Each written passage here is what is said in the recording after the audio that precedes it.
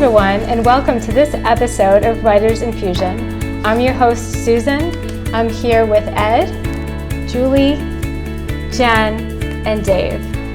Today we are here to read an excerpt from a mystery. It's a short story. It's called Alyson, Holmes on the Job by Richard Santarelli, who is from Massachusetts. I'll read the summary, and then Julie's going to read the story today. Summary: Alice Holmes investigates the murder of 3 teenage gypsy girls. The investigation will take her into a feud between families vying for control. Who knows what evil lurks in the hearts of man? That was the introduction to the American radio program, The Shadow. I definitely know the evil in the hearts of man after 20 years on the job for the Met, one of the more popular names for Scotland Yard. My name is Alice Holmes, a chief inspector for the yard. Yes, the name is Holmes, and Sherlock was a distant ancestor.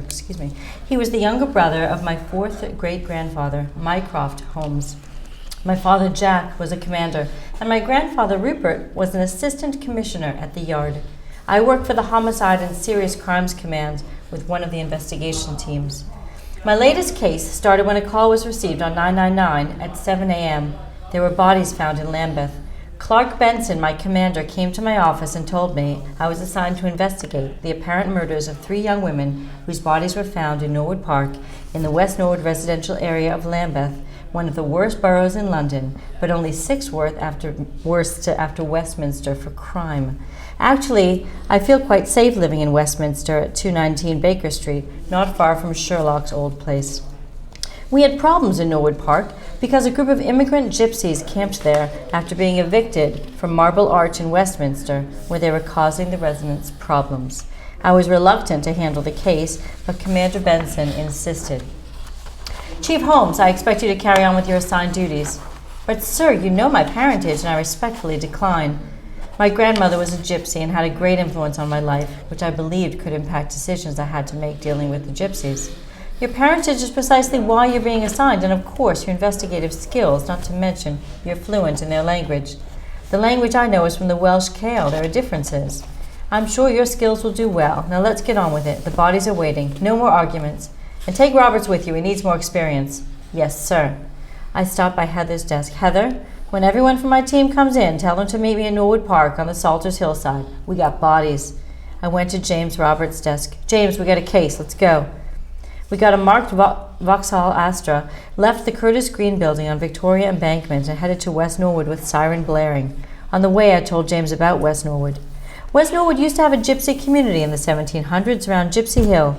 A woman called Margaret Finch was the queen of the gypsies, used to live there around that time. People used to come there to have their fortunes read. I think these immigrant gypsies are trying to reestablish a community there. We headed over the Westminster Bridge, going toward Kensington Road. The siren helped, and the fact we could use the bus lanes. Getting over the bridge was easy till we hit the other side with traffic piled up everywhere. The buses were front to bumper, so I had to try to get around them. I told James, turn on the tannoy and give me the mic. I started yelling in it. Come on, Saab, get off the phone and move over. Police emergency. He forced right, almost hitting a bike rider. Other cars moved out of the way. I saw the entry to A23 Kensington Road, cut off 2 cars, barely missing their front bumpers. Cars coming the other way hit their brakes hard, with tires squealing. Once on the A23, we made good time. I moved around the obstacle course of cars. James had the handbar on the dashboard in a death grip, his face a bit pale. I turned my head to James. We're almost there. He sighed. Thank God, this time you didn't crash the car. That one wasn't my fault. Yes, of course. He rolled his eyes. We arrived at the park about 8 a.m.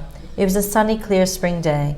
Many songs of the birds that filled the park, and the scent of flowers everywhere. You could see central London 7 miles away, and many of the sights, such as the London Eye and the Shard. Police cars were everywhere, blocking off Salters Hill. News vans from the tabloids and TV stations were parked along Salters Hill.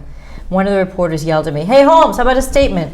I pushed through the local residents and reporters that were hovering about the roped-off crime scene, a number of uniformed officers keeping order. On the campsite side, another group of people stood. A man was arguing with one of the officers.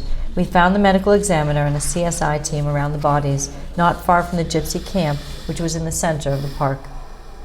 "What we got, Niall?" I said to our medical examiner, an older man with white hair and steel gray eyes.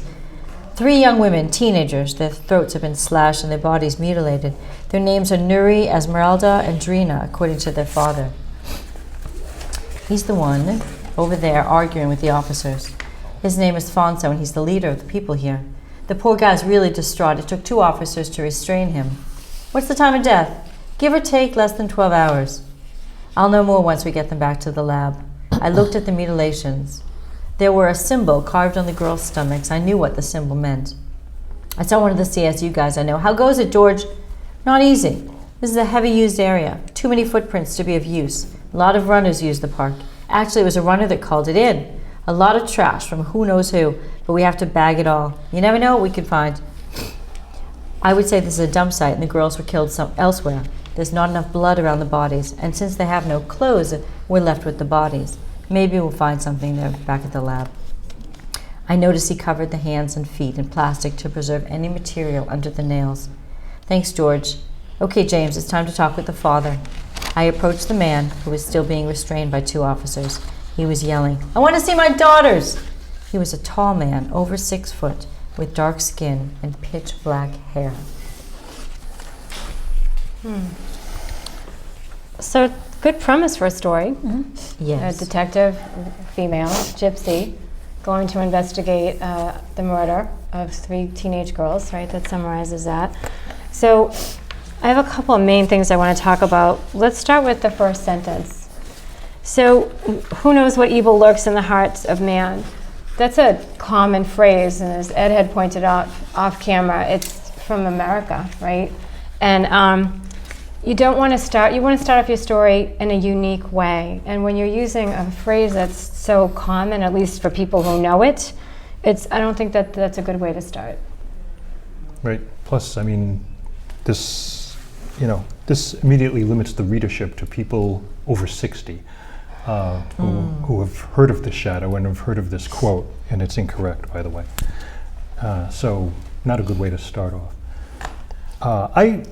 I was baffled by this story. I mean, it seems to be an interesting concept to talk about a female Sherlock Holmes. That's what he seems to be setting up. Alyson, or Alice, he uses the names interchangeably, Holmes. But he doesn't seem to make anything of it. I mean, if you've read the Holmes stories, you know what Sherlock Holmes is like. He's, kind of on the Asperger's spectrum somewhere, and has his own way of doing things. He would never go to a crime scene and ask other people what they had seen. Yes. He would go there and do his own examination and not talk to anybody. He would be gruff. He would speak very polished English, not like this woman. I don't know what she speaks. It's very rough kind of language. So I don't know what's going on. Why bring up the Sherlock Holmes thing if you're not going to follow through with it? I don't get it. We know that the whole beginning of this story it's a lot of backstory that we see a lot, and you definitely don't need it. To me, the action starts. You could say it could be when she finds out that she has to go to the crime scene, but I really think it starts at the crime scene because you have an interesting character and an interesting murder, if you can call it that. And so start there, because that's where I want to hear. I don't really care about the conversation that she has that gets her there. I definitely don't care about the ride in the car. The ride in the car, it's not like she's being chased or that's a necessary scene. What's the hurry to get to a place where there are dead people? Right, but you don't even care about the ride. There's no hurry. They're not going to get any better. Right? Yes. You care about when you get there. I mean, why were they murdered and what happened and how are people reacting around them? That's what I want to know. So that's where I would start the story. Yeah, I felt like there was just almost an overabundance, I don't even know if that's a word, of setting. It was like the author's trying to create a setting, but I don't know where, and many places are mentioned, but I don't know what those places are, so it doesn't create a visual for me.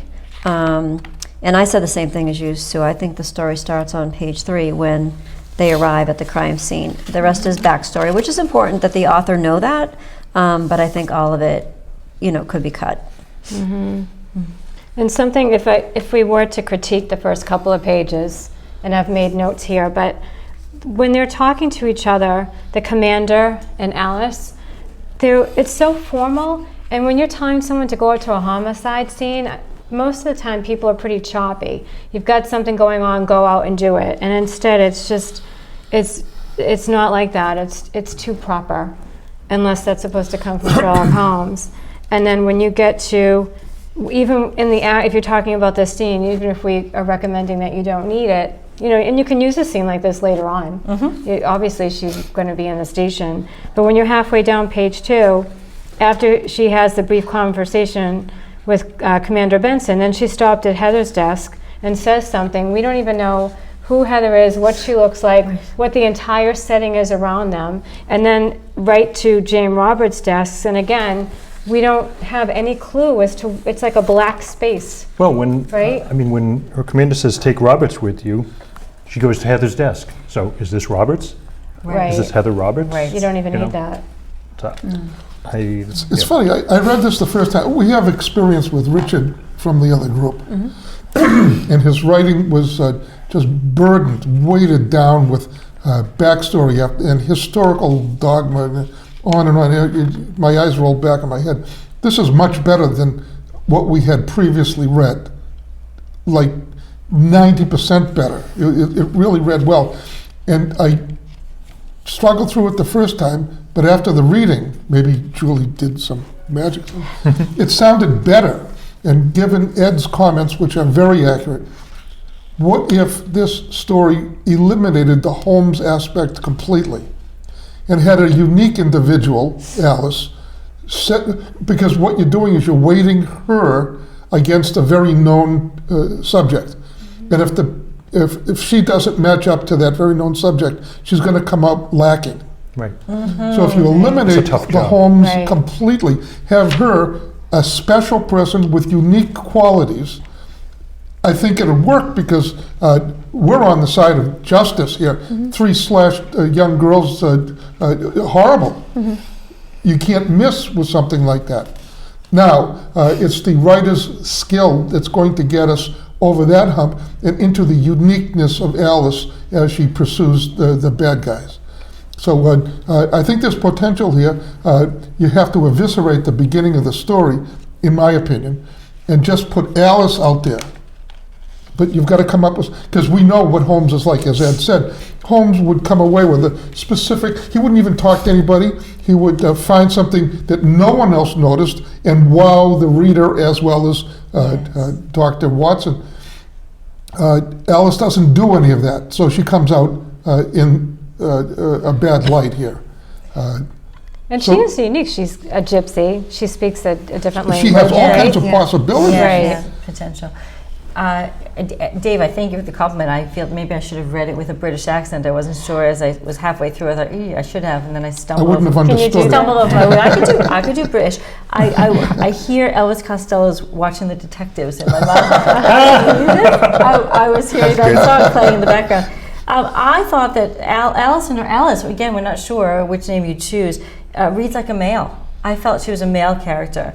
The way she approached people, the way people talked to her, even the reporter saying, "Hey, Holmes." I don't think a reporter would address a female with her last name alone. I don't know. She's a detective, though. She is a detective. I so know, that puts her in a different category. She doesn't reply True. to the reporter. The reporter says something. That's the last we hear of that. That is true. It goes on with the Nigel. You're absolutely right. Yeah. And I wanted to quote Joe Friday from Dragnet, "Just the facts, ma'am," because we need more detective interaction. We need conversations between detectives. We certainly need Alyson Holmes to discover something, to interact with someone, to interview the father.